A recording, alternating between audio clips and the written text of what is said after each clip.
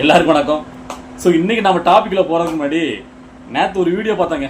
அதுல சிவாஜி கிருஷ்ணமூர்த்திக்கு அக்காவா தங்கச்சியான்னு தெரியல, ஒரு பொம்பளை கிட்ட போட்ட சிவாஜி கிருஷ்ணமூர்த்தி ஒரு பெண்மணி வந்து பார்த்தீங்கன்னா ரொம்ப ஆபாசமாக அவதூறமாக ஒரு பொது மேடையில ஒரு நாகரிகமா எப்படின்னு தெரியல, நம்ம வந்து பெண்களை விமர்சனம் பண்றது கிடையாது, அதனால இதோட முடிச்சுக்கிறேன்.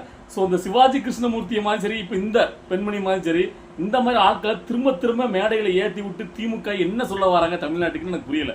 ஸோ இப்படி ஆபாசமா பேசுறத பெருமை அணைச்சிக்கிறாங்களா திமுகங்கிறது தெரியல. ஸோ அது எவ்வளவுக்குள்ள கீழ்த்தரமான விஷயம். ஒரு அடுத்தவங்கள, அதாவது எதிர்கட்சியாவே இருக்கட்டுமே, அவங்கள உங்க கட்சி மேடையில திரும்ப திரும்ப ஒரு 2-3 பேரை வச்சுக்கிட்டு இப்படி ஆபாசமா அப்படி கீழ்த்தரமா கொச்சையா பேசுறதுனால அவங்களோட இமேஜ் குறைஞ்சிருமா? எந்த காலத்திலயும் தளபதி விஜயோட இமேஜ் கொஞ்சம் கூட குறையாது. நீங்க யாருங்கிறத திரும்ப திரும்ப மக்கள்கிட்ட நீங்க நிரூபிச்சிருக்கீங்க. உங்களுடைய வளர்ப்பு எப்படி, உங்களுடைய கட்சியோட, அதாவது உங்களை எதிர்த்தா நீங்க எந்த லெவலுக்கு இறங்குவீங்க அப்படிங்கிறத நீங்க காட்டிட்டு இருக்கீங்க. ஸோ அதான் நான் இன்னைக்கு சொல்லணும்னு நினைச்சேன். மற்றபடி அவங்க பேசுறதுக்கு பயிர் கொடுக்கலாம் நான் வரல.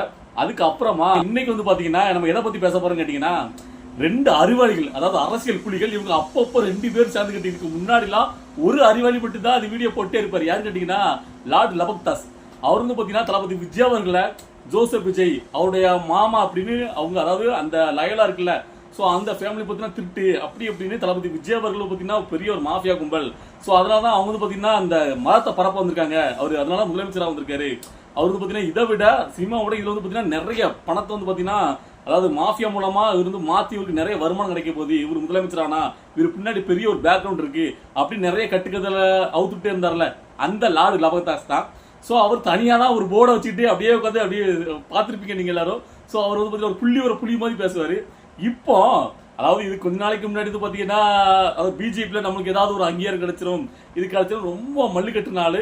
அதுக்கப்புறம் அங்கே ஒன்றும் வேகாது, இவர் யாரும் மதிக்கலன்னு தெரிஞ்ச உடனே இடையில வந்து பார்த்தீங்கன்னா நான் இனிமேல் கட்சி ரீதியாக வரமாட்டேன். இதுக்கு முன்னாடி பார்த்தீங்கன்னா அரசியலுக்கு வரணும்னு ஆசைப்பட்டேன். ஆனால் இப்போ வந்து பார்த்தீங்கன்னா நான் எந்த ஒரு அரசியல் பதவி எனக்கு வேண்டாம், கட்சி பதவி எனக்கு வேண்டாம், நான் இனிமேல் பொது ஒரு ஆளாக வந்து பார்த்தீங்கன்னா என்ன நடக்குதோ ஸோ அதை அப்படியே நான் உங்கள்கிட்ட மக்கள்கிட்ட கொண்டு போய் சேர்ப்பேன் அப்படின்லாம் வந்து பார்த்தீங்கன்னா பெரிய ஒரு டைலாக் போட்டு ஒரு வீடியோலாம் போட்டிருந்தாரு கொஞ்ச நாளைக்கு முன்னாடி. அதாவது இந்த லார்டு லபக்தாஸோடைய பேச்சை கேட்டுட்டு இருக்கவங்களும் தெரிஞ்சிருக்கும். ஸோ இப்போ அதுக்கு அப்புறம் வந்து 2 பேர், அதாவது கேட்டீங்கன்னா எழுத்தரப்புல ஒரு அரசியல் விஞ்ஞானி, இவங்க ஒரு அரசியல், 2 பேரும் சேர்ந்து டிஸ்கஷன் பண்ணுவாங்க.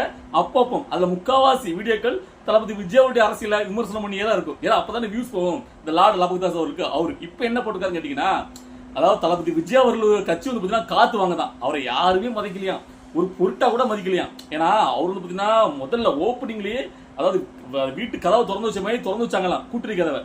ஆனாலும் ஒருத்தனும் கூட மதிச்சு அவர் கட்சிக்கு போலையா. சோ இவங்க வந்து பாத்தீங்கன்னா ஓரளவுக்கு அதிமுக ஓரளவுக்கு இவங்க மதிச்சு கூப்பிட்டாங்களாம்.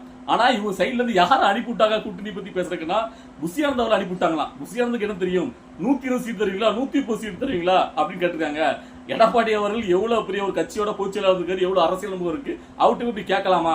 சோ அதனால ஒரு வெக்ஸ் ஆயிட்டு அது மட்டும் கேட்டா பரவாது, வேற என்ன ஒண்ணு அவர் டக்கலா கேட்டிருக்காரு. அதுக்கு இவங்க நீங்க 2 வருஷம் நாங்க 2 வருஷம் இருக்காங்க, உடனே அவர் டென்ஷன் ஆகி அப்படியா நீங்க ஒண்ணு போங்க, போயிட்டு தனியா போயிட்டு நீங்க 5 வருஷம் நில்லுங்க, வெளியே போய் நில்லுங்க அப்படின்ட்டு அனுப்பி விட்டாரு. சோ கொஞ்சம் கூட ஒரு பேசிக் அரசியல்னா என்னன்னு தெரியல. சோ அதனால விரட்டி விட்டாரு. இப்ப எந்த கட்சியுமே ஒரு சீன்ற மாதிரி இல்ல. நீங்க பாத்துட்டே இருங்க, நாம் தமிழருக்கு தனியா நிக்க சொல்லிட்டாங்க. தேமுதிக பிஜேபி மோடி அவர்களுக்கு வந்து பாத்தீங்கன்னா சப்போர்ட் பண்றாங்க. சோ அங்கதான் இப்போ வாய்ப்பு இருக்கு. பாமக 2 நிலைப்படக்காங்க, அவங்களும் வர மாட்டாங்க அப்படின்னு அடிக்கிட்டே போறாங்க. பிசிக்கு ஆல்ரெடி திமுக இருக்கு, அவங்க எப்ப பார்த்தாலும் திமுக தான் மோட்டு முட்டா கொடுத்ததுனால அவங்களும் வர மாட்டாங்க அப்படின்னு சொல்லி ஒவ்வொரு கட்சியா சொல்லிட்டு எந்த கட்சியும் தளபதி விஜயோட கூட்டணி பேச்ச வரவே இல்லை. அது காத்து வாங்கிட்டு இருந்த கட்சி யாருமே மதிக்கல. வேணா மன்சூர் அலிகான், அதுக்கப்புறம் இப்படி வந்து கார்த்திகை, இப்படி 1-2 கட்சிகள் இருக்குல்ல, கருணாஸ், இந்த மாதிரி வேணா இவங்க வந்து இவர் பக்கம் இழுக்க பார்க்கலாம் அப்படின்ட்டு ரொம்ப நக்கலா ஏதோ இவரு தான் இந்த அரசியலை தீர்மானிக்கிற மாதிரி, இந்த அரசு புலிகளை மாதிரி இந்த அறிவாளித்தனமா பேசுவாங்கல்ல, அந்த மாதிரி உட்காந்து பேசிட்டு இருக்காது 2 பேரும். ஸோ இதை பார்த்த உடனே இவருக்கு பயிர் கொடுக்குன்னு எனக்கு தோணுச்சு. அதான் கேட்டீங்கன்னா, முதல்ல இந்த மாரிதாஸ் அவர்கள் சொன்னார்ல, எந்த விஷயம் இவர் சொல்லி சொன்ன மாதிரி இந்த அரசியல் நடந்திருக்கு இல்ல, அப்படி என்ன ஒரு அரசியல் புலி ஆயிட்டாரு கேட்கிறேன். சோ இந்த லார்டு லபக்தாஸ்க்கு ஏன் தளபதி விஜய் அவர்கள் மேல இவ்வளவு வன்மம், ஏன் தளபதி விஜய் அவர்களே தொடர்ந்து விமர்சனம் பண்ணிருக்காருன்னா 2 விஷயம் தான். ஒண்ணு வந்து பாத்தீங்கன்னா அவரை பத்தி பேசினாதான் வியூஸ் போகும், சம்பாதிக்க முடியும். இன்னொன்னு என்ன கேட்டீங்கன்னா, அவர் வந்து பாத்தீங்கன்னா கிறிஸ்தவ மதத்தை சேர்ந்தவர் ஜோசப் விஜய். சோ அந்த காரணத்தினால அவர் வந்து பாத்தீங்கன்னா எதிர்க்கணும், அவர் வந்து இந்த தமிழ்நாட்டோட ஒரு முதல்வர் ஆயிடக்கூடாது, ஒரு இந்து தான் முதல்வர் ஆகணும் அப்படிங்கிற ஒரு மதம் சார்ந்த ஒரு இதுல வந்து பாத்தீங்கன்னா ரொம்ப முனைப்பா இருக்காரு. சோ அதனாலதான் இவர் வந்து யோக்கியமா கிடையாது. இப்ப இதே இதுக்கு முன்னாடி ரஜினிகாந்த் அவர்கள் அரசியலுக்கு வாரேன், அதாவது வர்றதுக்கு எந்த ஒரு அறிவிப்பே பண்ணல, வாரம் சொன்ன உடனே இவர் பார்த்தீங்கன்னா பயங்கரமா முட்டு கொடுத்து ரஜினிகாந்த் அவர் வந்தாரு இந்த அரசியல பெரிய ஒரு மாற்றத்தை ஏற்படுத்துவாரு, அப்படிங்க அடிப்படை மாற்றமே ஏற்படுத்துறோம், அவர் தான் வரணும், அவர் தான் சரியான முதல்வர் அப்படின்னு சொல்லி கங்கணம் கட்டிக்கிட்டு தெருக்கு தெரு மேடையை போட்டு தொண்டை தண்ணி வத்த கத்தினவர் தான் இந்த மாரிதாஸ் இருக்கிறார், லார்டு லபகதாஸ். இப்போ தளபதி விஜய் அவர்கள் தைரியமா களத்துல இறங்கியிருக்காரு. சோ அவருக்கு இத்தனை லட்சம் பேர் அந்த கூட்டத்துக்கு திரண்டிருக்காங்க மாட்டல. ஆனா அதை பார்த்துட்டு கொஞ்சம் கூட ஒரு இது இல்லாம அவருக்கு சப்போர்ட் பண்ண வேண்டாம், என்ன பண்றாரு பார்க்க வேண்டியதுதானே. அதுக்கு முன்னாடி தொடர்ந்து அவர் மேல ஒரு கெட்ட எண்ணத்தோட வன்மத்தோடைய நெகட்டிவான இமேஜ் கட்டமைக்கிறாரு இந்த லார்டு லபகதாஸ். நீ தொடர்ந்து பார்த்தீங்க, அதாவது பார்த்தீங்கன்னா அந்த லயலா கும்பல் ஒன்று இருக்க, அது அவருடைய மாமா தான், அவருடைய ஒன்று வீட்டு சித்தப்பா, எங்கேயும் எவ்வளோ யார் என்ன பண்ணாலும் அது வந்து பார்த்தீங்கன்னா விஜய் அவருடைய சித்தப்பா மாமா அவங்க தான் பண்ணாங்க, அவங்க தான் வந்து கெட்டவங்க அப்படியே ஒரு கட்டமைக்கிறாரு. அது வந்து பார்த்தீங்கன்னா ரொம்ப கேவலமா இல்லையா? இல்லை என்ன நினைக்கிறேன், இல்லை ஓகே தான். அன்னைக்கு ரஜினிகாந்த் அவர்கள் வரும்போது மட்டும் இவ்வளோக்குள்ள அவர் அதிகாரப்பூர்வமாக ஒரு கட்சி பேரோட இருக்கு எதுவுமே பண்ணல, வாரன்னு சொல்லியிருந்தாரு. அதுவே யோசிச்சு சொல்லிட்டு இருந்தாரு, வார வரல. அதுக்கே அவ்வளோக்குள்ள முட்டு கொடுத்த இந்த மாதிரி இன்னைக்கு தளபதி விஜய் இவ்வளோக்குள்ள தைரியமா அரசு கட்சி ஆரம்பிச்சு மாடு நடத்தி தொடர்ந்து ஒவ்வொரு இதா திமுகவே இவ்வளோக்குள்ள எதிர்த்து இந்த ஆளுங்க, அதாவது என்னன்னா திமுக எதிர்க்கிற வரைக்கும் சப்போர்ட் பண்ணுவார் இந்த மாதிரி இந்த பிஜேபி காரங்களா. அதே பிஜேபி எதிர்த்தாங்கன்னா உடனே அப்படியே அவர் மேல அவதூறா அந்த கட்டமைக்க வேண்டியது என்னன்னு கேட்கிறேன். நாங்களும் தான் இந்து தான், எங்களுக்கு இந்துங்கிறது மேல பச்சு இருக்கு. எல்லா மதத்தையும் நமது மத சர்பச்ச நாடு தானே, எல்லா மதங்களும் சேர்ந்து நம்ம வாழ்றோம். ஒரு குறிப்பிட்ட மதத்தினாலேயே எல்லாம் பண்ண முடியுமா? எப்படி ஒரு ஜாதிங்கிறது எவ்வளவுக்குள்ள ஒரு வன்மமா, அதே மதங்கிறதை பார்க்கறது வன்மம் தானே. பொதுவாக எல்லாரையும் நம்ம மனசுனா மக்கள் தானே மதிக்கணும். அது என்ன வந்து பாத்தீங்கன்னா ரஜினிகாந்த் அவர்கள் இந்துங்கிறதுனால அவர் சப்போர்ட் பண்ண வேண்டியது, விஜய் வரும்போது அவர் கிறிஸ்துவர்களால எதுக்க வேண்டியதா? அப்படிலாம் கிடையாது. தமிழ்நாட்டு மகன் தானே, வந்தா என்ன உங்களுக்கு அவ்வளவுக்குள்ள என்ன கேட்கிறேன். ஸோ இதை பார்த்துட்டு இருக்க மக்கள் ஒன்று நல்லா தெளிவாக புரிஞ்சுக்கிட்டோம். அதாவது ஒருத்தர் வர வேற எதுனாலும் சொல்லி, அதாவது நிறைய பேர் பார்த்தீங்கன்னா ஒரு சினிமாக்காரங்க அப்படி ஒவ்வொன்றா வச்சு விமர்சிக்காங்கல்ல. ஸோ அதை கூட நம்ம பயிர் விடலாம், ஆனால் அதெல்லாம் கூட கேட்டுக்கலாம். ஆனால் ஒரு மதத்தை வச்சு இவரு ஒரு மதத்துக்காரருங்கிறனால அதை வச்சு எதுக்குறாங்க தெரியுமா? அது ரொம்ப வந்து அற்பமானது. ஸோ அதை வந்து பார்த்தீங்கன்னா என்ன சொல்றது, அந்த அளவுக்கு கீழ்த்தரமா இறங்கிட்டாரா இந்த மாரிதாஸ் அப்படின்னு தான் நம்ம கேட்க தோணுது. ஸோ அந்த அளவுக்கு ரொம்ப பார்த்தீங்கன்னா அதை ஒரு காரணமாக வச்சு தொடர்ந்து தளபதி விஜய் ரொம்ப வந்து கேவலமாக விமர்சிட்டே இருக்காரு.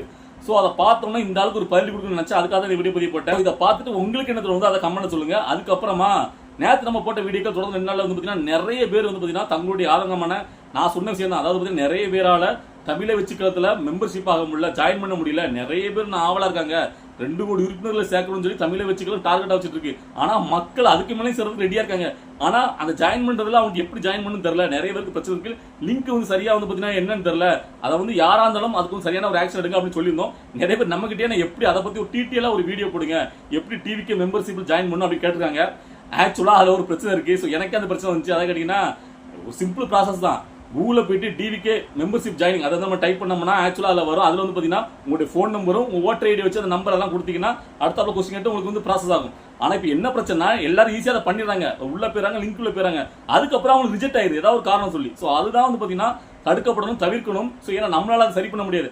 அதிகாரப்பூர்வமாக அந்த உறுப்பினர் சேர்க்கை அப்படி அணிலாம் இருக்குல்ல தமிழை வச்சுக்கிறதுல, அவங்க மாதிரி ஆட்கள் இந்த வீடியோ பார்த்தாங்க அப்படின்னா அவங்க தான் தொடர்பு கொண்டு இல்லை நம்மளே கான்டாக்ட் பண்ணணும்.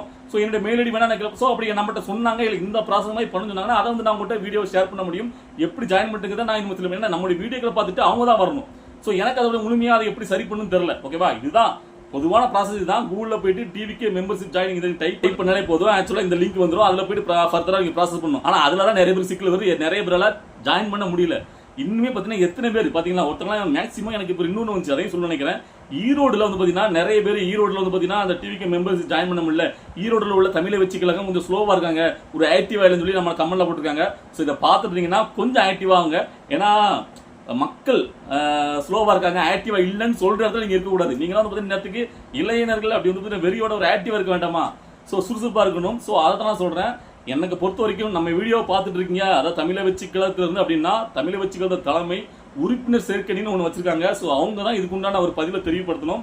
இல்லை நம்மளை கான்டாக்ட் பண்ணி நம்மகிட்ட இந்த மாதிரி சேர்க்குன்னு சொல்லி நம்மளுக்கு ஒரு ப்ராசஸாக நமக்கு வீடியோ பண்ணோட அதை பார்த்துட்டு நான் உங்களுக்கு தெளிவாக சொல்ல முடியும். ஓகேவா, ஸோ அப்படி வந்தாங்கன்னா நான் தெளிவாக அடுத்த வீடியோவில் நான் ஷேர் பண்ணுறேன். ஸோ இன்னைக்கு பேச இந்த வீடியோக்கில் உங்களுக்கு ஏதாவது மாற்றிக்கிறதுக்கு இல்லை இதை நீங்கள் மாற்றிட்டீங்க, இதை இப்படி பண்ணணும் அப்படி பண்ணி எதா இருந்தாலும் உங்களுடைய கருத்துக்களை இல்லை எனக்கு ஏதாவது சஜஸ்ட் பண்ணணும், இதை பற்றி பேசுங்க அதை பற்றி பேசுங்க, எதா இருந்தாலும் உங்களுடைய கருத்துக்களை கமெண்ட்ல பதிவு பண்ணுங்க, நான் அதை பற்றி பேசுகிறேன். ஓகேவா, பாய்.